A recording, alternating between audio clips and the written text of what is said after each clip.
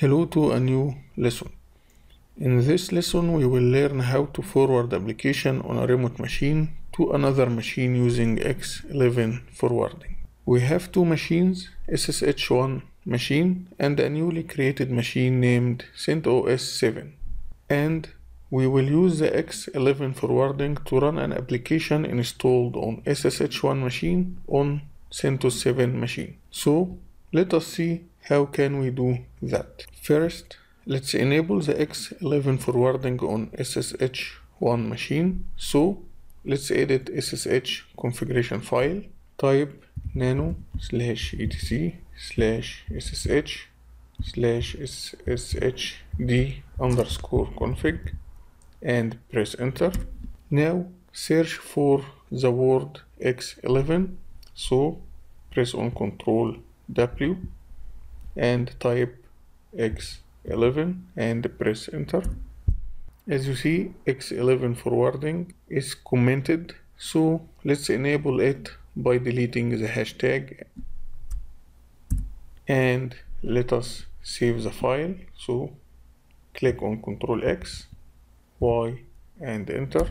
Now restart the SSH service by running the command systemctl restart sshd.service and press enter.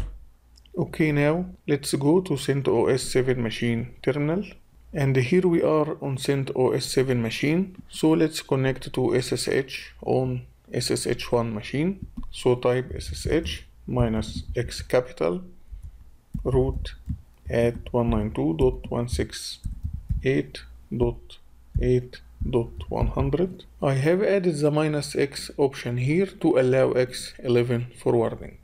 Now press enter. Type the password for user root